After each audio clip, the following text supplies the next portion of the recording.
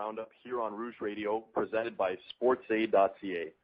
My name is James Katsouris. I'm the chief editor at SportsEh, and as always, I'll be your host for this episode. This week, we'll be discussing last weekend's UTEC and Mitchell Bulls, with Laval taking care of Mount Allison 40-21, and Calgary dominating the number one ranked Western Mustangs in the cold 44-3. Later on in the show, we'll be making our predictions for the big game in Quebec City this Saturday. Joining me, as always, is SportsEh president and former offensive guard for the U of T Varsity Blues, Patrick Yan, as well as SportsEh VP and former receiver for the McGill Redmen, Zachary Miller. Guys, thanks for coming out. In this episode, as I mentioned, we will dissect the two national semifinal matchups, including Laval's win over the Mounties. We'll look at Calgary's surprise blowout win over the Western Mustangs. We'll break down the Vanier Cup and give our predictions. And if we have time, we'll discuss whether the OUA was overrated heading into the playoffs and why OUA teams can't seem to win out West in bowl games. We'll also look at whether any program can actually catch up with the Rouge Radio as they head into their record fourth straight Vanier Cup game. But we're going to start the show off with a special segment. We have University of Toronto Varsity Blues fourth-year receiver and second-team All-Star Alex Pierzchalski joining us live on the show for an interview. Alex, thanks for joining us, and congratulations on the All-Star nod. How are you doing? Thank you very much. Thanks for having me today. Doing well, thank you. Good. Speaking of that All-Star nod, you and Paul DePass are actually the first U of T receivers to be named OUA All-Stars since Mark Stinson was an All-Canadian back in 2008. So what does that accomplishment mean to you? It means a lot for the team and our program as a whole. And also for Paul and myself, the two of us have gained a pretty strong relationship on and off the field over the last few years. And, we complement our styles of play, very well. And, it just kind of speaks to the fact that, the two of us have worked very hard and, have had some success at U of T, and getting those all-star nods has just kind of been the cherry on top of the pie for us. So it's definitely a nice honor, and moving forward, it's something that's good for the U of T with the exposure to the football program moving forward as the program continues to grow. Now, Alex, you finished the season with a career-high 51 catches for 537 yards, 9 touchdowns, which was tied for the most in the OUA. You are now just 7 catches shy of breaking Corey Kennedy's school record for most career receptions with 153, which you will undoubtedly break early next season. Is that record something you've thought about, and what would it mean to you personally to break it? Honestly, the breaking the record was something that didn't even come into my thought until, the middle of this season, when I actually wasn't even aware of where I was at in terms of my career receptions or what the record was at. For me, it's just about being successful out on the field and contributing to the team the best way I can. And I actually had someone else tell me that breaking the record was a possibility and whatnot. And, going into the last game of the season, I think I needed 12 or 13 receptions to break the record. And, Paul DePass also broke the career yards record this season.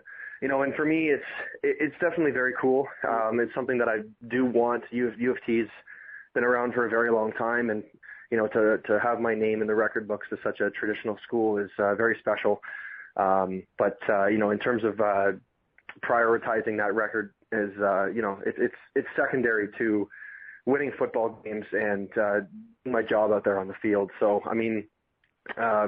if I return back to U of T next year, then I will be very excited to be given the opportunity to break that record for sure.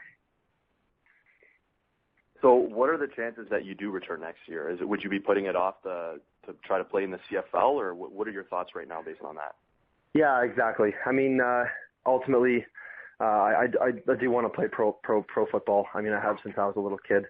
I know the likeliness of me, coming back next year is rather high. But I am already beginning training for hopefully getting invited to the CFL E-Camp in April, and kind of seeing what happens from there. So I'm absolutely pursuing getting some exposure and hopefully getting picked in this year's draft. But at the same time, with that year of eligibility, I do realize that I will likely be back next year. So, there's just a lot up in the air right now for me. My current mindset is just to train for the E-Camp, prepare myself the best I can, and the rest is really out of my hands. So I just don't like to say that I will absolutely be back next year, just in case I do get that opportunity that I do very much want. So you guys had a fantastic year this year. You went 4-4, 500 record for the first time since U of T won the Vanier Cup in '93. But you guys somehow missed out on the playoffs, and that hasn't happened in a very long time for a team that has won 4 games. So how disappointing is it for you guys to not make the playoffs after having such a good season, and does that take away from what you guys accomplished this year? Yeah, it's absolutely tough. I mean, the 4-4 record is something that we do take pride in. It takes a lot of hard work on and off the field from players, coaching staff, and even alumni in the background to build a football program. I mean, it takes a lot, and building a football program that has struggled, is also very difficult. So getting the 4 wins this year was definitely a very big point of pride for us. We are very happy about it. But at the same time, we do want to be a competitive team in the OUA into the playoffs as well. I think the 4-4 record this year, 3 of our wins came in at the end of the season against Carleton, York, and Waterloo, and our first win was the second game of the season against Laurier.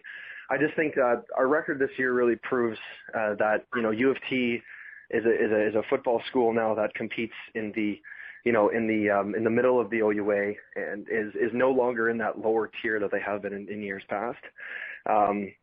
We competed both with the Ottawa Gee-Gees and Windsor Lancers this season. Unfortunately, the make or break part of our season was that hard loss to Windsor, which a game that we feel like we should have won. So just with where we've got ourselves in the OUA compared to everywhere else is something that's definitely something we're happy about.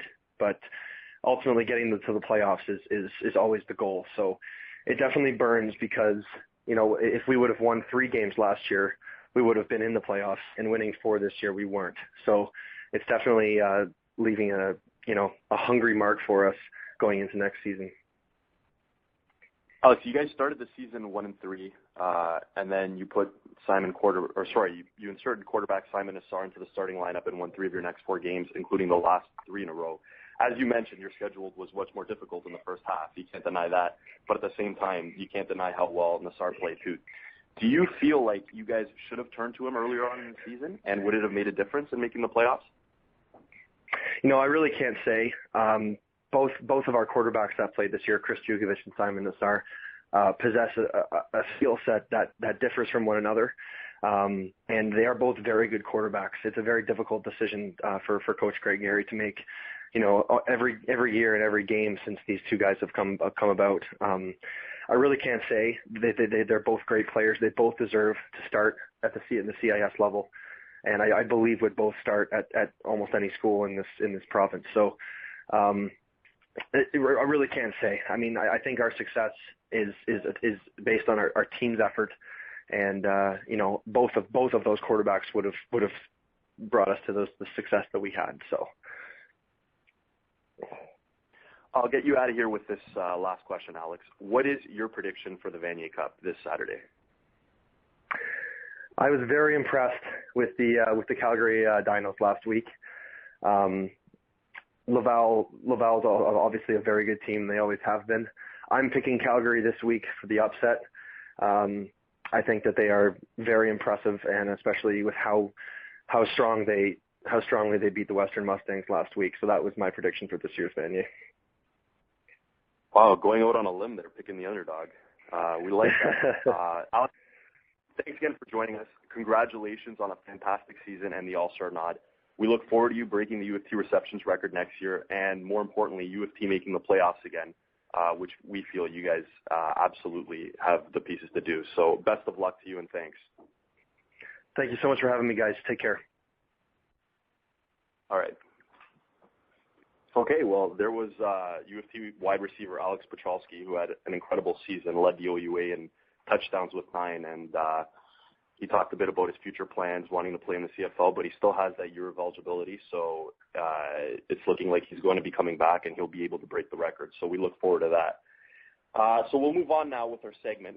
First of all, very quickly, we'll talk about our CIS playoff predictions. We were all wrong last week about Western, and we were all correct in choosing Laval. I officially won the title this year as the best at predicting games, regardless of who we pick in the Vanier Cup. So I don't think there's anything you guys want to say about that. But if you'd like some advice on how to pick games, you can come and speak to me after the show, Pat. All right, James. Thanks, James. See you next week, bud. All right. Okay, so we'll move on. We'll first talk about the UTEC Bowl from last week. Laval beat Mount Allison 48-21. Guys, did anything go did it go as you expected, or were you surprised by anything? Well, for me, I'm going to have to say Laval came into this game with, they knew they were going to win. They had no doubt. They scored 21 points in the first quarter. But, Mount A did play respectably. I thought in the second half they played Laval 14-18, which was actually pretty impressive, and I didn't think they would put up such a fight. But, Laval took it pretty easy, and they were the much better team. I just want to give a shout-out to Mount E's quarterback, Ray, who showed off his arm. He completed 22 of 36 passes for 260 yards and 3 touchdowns. He definitely stood out this game, and even though they came up short, you really can't bash Mount A for trying. Yeah, the talk last week was, we feel sorry for Mount Allison. We were thinking 70-0, 80-0. I know that Mount Allison scored a bit late, but still, that's a pretty respectable scoreline playing against Laval, regardless of where they were. And good for them. They played the first national semifinal game at home, so it was a good environment for them. Absolutely, but at the same time, Laval was up huge at the start. They took out some of their starters. Mount A held in second half, but do you think it would have been the same if Laval played the starters the whole time? I don't know. Probably not. I also think Mount A got a lot of good calls from the refs, maybe helping them out a bit. So, 100%. Yeah, I think they need to send the refs a thank you note. Okay, so it was a moral victory for Mount Allison. They had an incredible season. They made it that far, but at the end of the day, I think it's going to help them. It's going to help them grow their program. They're going to have a good reputation now within the AUS, and I feel like we'll see a good crop of players coming in. Sackville partied that night. They took that as a victory. I have friends out east, and it was a party. The whole town was proud of them. Oh, the season, you can't look at it in anything other than an overwhelming success for Mount Allison. No one expected anything from them. And for them to win the Loney Bowl and then play Laval in the semifinals, unbelievable. So that leads us into my next question, which is, we can't deny the Laval dominance in CIS football. It's not like anybody has been, but now they've made their record 4th straight Vanier Cup. Can any program catch up to that? I know we've talked about, is it good for CIS football, and I think obviously it is because they set the standard so high. But can anybody actually realistically catch up and compete with Laval and what they've been able to do over the last decade? I think the answer there, James, is can any coaches out-coach the Laval coach? Because I think that's kind of the factor that no one really gives a lot of credit for nowadays. I feel like the coach there is somebody who stands out. He's never been out-coached. His team's always prepped, and I feel like he deserves a lot of the credit. I agree with that. Everyone always brings up their private funding and all that stuff and how they recruit from all over Quebec, and they just have that on lock, and they have all the grassroots programs in Quebec locked up and get all those recruits. But Constantine is a great coach, and, playing against Laval, even in my days, they were always prepped. They were never unprepared for any game. And they just don't make as many mistakes as their opponents ever. To answer your question, no one can catch up. They can beat them. Montreal's beat them previous years. They're beatable. But as a program, you said that they do have the funding. They go down to Florida for training camp, for spring camp. No programs in the CIS can compete with that. No one's going to catch up until there's more parity on a funding level. Yeah, I think it will promote that, hopefully, as teams start to compete with Laval more. Maybe people will look at these other programs and be, okay, if I invest a little bit, maybe, that program will be able to compete with Laval on a more consistent basis. But for now, it's Laval for at least a few more years. And I know talking to some other guys in Quebec, they've said that recently recruits are starting to, the top ones not necessarily go to Laval because it used to always be, I want to win a Vanier Cup, I want to do that. which it still obviously is, but now they're looking to play at other places because they're going to play it earlier. So Sherbrooke's getting top recruits, Montreal's getting top recruits. McGill, an English school, is becoming quite French. So I think that in the next couple of years, the recruiting advantage they have might be less. I don't know about that. I think they have everything that would attract the top players in terms of they're being covered like a pro team. They have the training camp in Florida, like you mentioned. They have the best coaching. Sunday games. They have the Sunday games. Over 16,000 fans, right? I mean, even if you are a top player. All the pro teams in the city, right? You're the star. Exactly. They're big fish in a small bowl. So I think even if, you know what I mean, you have to you tell some players who've started their whole lives, you got to sit out for a year. I think they'd be willing to do it just to play for that juggernaut. And 4 straight Vanier Cups. You know you're going to play in the Vanier Cup when you go to that school every year. That's probably the biggest draw. You're going to get a shot. If you go to Laval, even if you don't play, you're going to get a shot. You have a chance of getting a ring. Every other year they've won the Vanier Cup since the early 2000s when they won 2 in a row. So I don't know if anybody's going to catch up to them anytime soon. But we'll lead into our next discussion, which is the surprising, maybe to some, maybe to most, Mitchell Bowl, where Calgary blew out Western 44-3. When we talked about this game last week, we all picked Western. Not necessarily in a blowout, close game, but we thought, they'd be able to stave off the elements, and their offense was just unstoppable all season long. They ran through the OUA. Their defense was underrated. They were so good. We thought, Calgary has a great run game, a pretty good defense, but even though they're playing in Calgary, Western just has too much firepower. Well, what happened? You guys tell me what happened. 44-3 happened. I think they dug themselves into a hole, and they've never had to kind of dig themselves out the entire year. So I feel like that's kind of what happened the entire game. So you feel like they were tested for the first time this year? They were punched in the mouth for the first time, and they didn't know how to deal with it? And they backed down like they just got knocked out. Didn't even try to come back with a swing. Well, a lot of their star players are second-year players. Do you think that factored into it, Zach? Of course it did, but look at Calgary. They're a younger team than Western as a whole. And they just completely dominated from start to finish. Obviously, there's excuses about the snow, never played in the snow before. But honestly, look at UBC the week before, played in pretty much exact same conditions. UBC doesn't get snow like that out in British Columbia. They don't play in that kind of snow. Maybe they do once a year or maybe every other year if they get that deep into playoffs and have to play Calgary. But other than that, they don't play in that kind of weather. They played a way closer game than Western did, and I just think, Western crumbled, and Calgary dominated completely. Neil, should we have saw this coming? That's a tough question. I want to say yes, but no, I didn't see it coming. That's, again, not fair, though, to Calgary. Again, I haven't seen many games. Most people, I think, who are involved in the CIS conversation have not seen much games out west, and everyone likes to credit, the OUA for being so good, and they just kind of dump on other conferences without really knowing, without seeing games. So, I'm not sure. Like, building on that, you look after this game and you say Western pretty much blew out every team in the OUA, averaging over 50 points a game. 50 points, yeah. 50 points a game averaging, and they didn't score a touchdown. They scored 3 points against Calgary. Like, I know it's known, but if that doesn't say something about the CS as a whole and not singling out conferences, assuming the OUA is better because they have Western and Calgary, which compete against each other, but then Western goes out and gets blown out by Calgary like that, you have to give Canada West a lot of respect there. It's completely unfair. Not saying their defenses are soft because they had 1,000-yard rushes. Their defenses aren't soft, obviously. Yeah. Mercer Timmins ran for over 100 yards again, and you just can't deny Calgary at this point. Completely unfair to blame that victory on the snow, like the Calgary. You cannot do that. They were outcoached. They were outplayed. Everything. They were outcoached.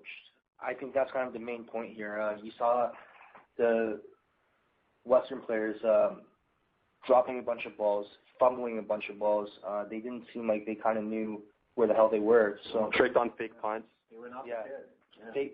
Fake punts all day, twice I believe. So it just seems like Greg Marshall is the person to blame here.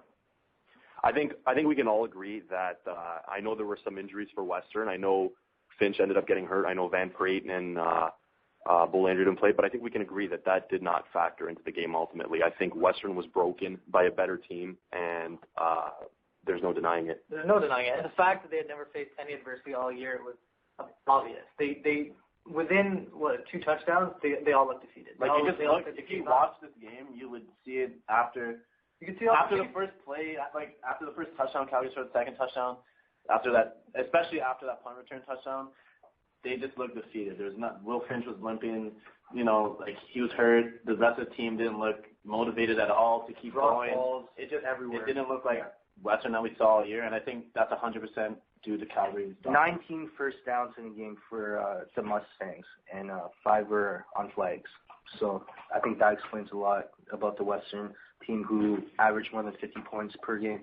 Hey guys, if we're going to give credit to Glenn Constantine for the job that he's done at Laval, I think it'd be crazy not to give that same credit to Blake Mill. I know that awards, you're not supposed to take into consideration what happens in the playoffs, but with the youngest team, you know what I mean, here, and with all these second-year players, for Blake Mill to do the job that he did, go 8-0 for the first time in the program's history, and then blow out Western, how can you not give him the Coach of the Year? And Blake Mill kind of said, like, in the pregame, he said, I'm proud of these kids. If they lose, if they win, I don't really care. I'm just so proud of these kids. And Greg Marshall came out kind of saying, we expect to win, and you kind of see what happens. Okay, so we'll move quickly to my next question before we discuss the Vanier Cup, and that is, in light of this blowout by Calgary against Western, was the OUA overrated this season? With the undefeated Mustangs beaten so badly by Calgary, first of all. And then my second question is, why can't the OUA beat the West out west? They have 2 bowl wins in like the last 50 years out west, not including Queens beating Manitoba, because that's more Central Ontario if you want to be technical. But why can't the OUA beat the West? And was the OUA overrated this year? So you guys can tackle whichever you want. Quick answer, OUA was overrated this year. It's clear to me now. It was. And second question, to answer why they can't win out west. I can't answer that specifically, but I think that just speaks to the Canada West teams. They play a hard-nosed game of football out there. Vastly overrated. Because if you have this Western team who was ranked first in the country, they were blowing out every single team in the OUA, and they just got blown out themselves. What does that say about Queens? What does that say about Windsor? It's tough to make that parallel. You can't really say because this team lost to this team and so on and so forth. But all these, like top of the pack teams in the OUA, Guelph, Windsor, Queens, it makes them like you got to question that at some point too. Okay, so there you have it. I think we all unanimously agree that the OUA had to have been overrated. You can't say anything otherwise. They got smashed by the top team in the West, and they just can't get it done out west, the OUA teams, it seems. I don't know if it's the weather that bugs them, but they'll have to turn that around if they want to start winning some venues. So, of course, this leads us into the main part of our segment, which is, the big one, the Vanier Cup matchup in Quebec City this Saturday. The Laval Rouge or the Calgary Dinos, 2 undefeated teams. This is a colossal matchup. I wish this game was played on a neutral field, because if it was, then I would have the stones to pick Calgary. I think it would be a much, much better game. And maybe I'm not giving the credit to Calgary that they've obviously deserved and they've worked for this year. But, I don't know. Guys, who's going to win this game and why? I'm going to go with the Dinos. They proved everyone wrong the entire year, and it's going to happen again. I don't bash that take at all, but it's just hard to deny the fact Laval has not lost a game at home since 2004. 70-game win streak or something like that, 69-game win streak. It's ridiculous. Like, they're playing the Vanier Cup at home. What kind of advantage is that? It may be unfair, whatever. We can talk about that later. But the fact is they're playing at home in front of 15,000 of their own fans. It's going to be hard for Calgary to win. But, I wish them all the best. But I'm going to have to pick Laval. 2011, Calgary played Laval in the playoffs. Lost them 41-10. Next year, I think it was the Vanier Cup. They lost them again. Going to go with history on this side. It's got to be Laval. They're at home. You got history on their side. You got your dates a little mixed up, but you're right in saying that Laval has owned Calgary over the last 3 bowl matchups. This is their 4th bowl matchup with them. They've blown them out each and every time. So they have that psychological edge over them. But Calgary's a young team. So a lot of the players playing on this team have never experienced those losses. All they have kind of is hear about them. And I feel like 4th time's got to be a charm. That's one of the beauties of college university football, right? The whole team that played 4 years ago, it's a totally different team. Right. So, I guess I'm going with history, but you can't, it's a totally different team. Yeah, and I was just going to add on that too. Like Blake Mills said at the end of the last game, these kids are playing. They don't know. Like they're just playing blind. They're playing football. They're playing good football. They're playing against Western, this number one ranked team. What does that mean to them? Nothing. They just played a good game of football and they won. They don't know who Laval is. They never played them before. None of these players. They're going to go play Laval, and who knows what's going to happen, right? So, hey, it's going to be a great game for sure. And a big factor in this game, I feel, which is a big factor in most big games, but especially with these two teams, will be special teams play. Boris Bede, kicker for Laval. Johnny Mark, kicker for Calgary, two of the best in the business. Guillaume Rioux, return man for Laval.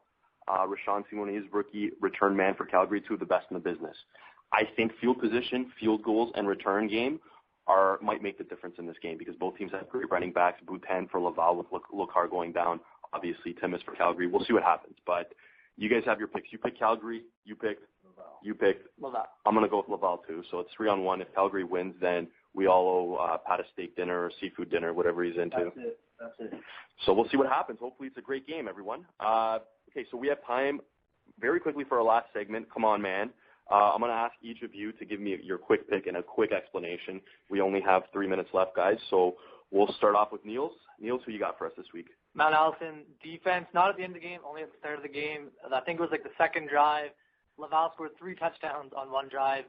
First, they ran the ball for like 50 yards, penalty, came back. Threw the ball for a touchdown, penalty, came back. Then again, scored another touchdown for it to count. Come on, man. That's a good one, Niels. I'm going to have to go with Western special teams. That is one of the factors that lost in the game. Fumbled punt return by Uren led to Calgary's first touchdown. Punt return TD by Simone's, great run. And then the fake punt that Calgary ran that just completely broke down Western, and it just made them look like amateurs out there. Come on, man. Greg Marshall, you really had a chance here. You won the Yates in 2007, 2008, 2010, and 2013, but it doesn't count for much because you can't win the big one, and you haven't done that as a head coach. And I think that's what separates the great coaches from the good coaches. And I don't know, man. It's just, come on, man. That's about it. My come on man has to be the OUA this season. They had several teams ranked in the top half of the top 10. Western had the number 1 ranking. I mean, they were obliterating their opponents, but I guess the strength of the schedule wasn't as strong as we thought it was. But, I mean, you never want to see a top, when you have two teams that went in with so much promise that game, 2 undefeated, you never want to see one team go over 40 points. But it happened. So that's my come on, man. So we're going to have to quickly sign off because we're out of time here on your weekly CIS football roundup on Rouge Radio. Make sure to check out SportsEh.ca for the latest on the Vanier Cup and CIS basketball. We're going to thank Alex Pierzchalski one more time for coming on the show and wish him best of luck in the future. And we'll see you all next time, guys. Have a great day.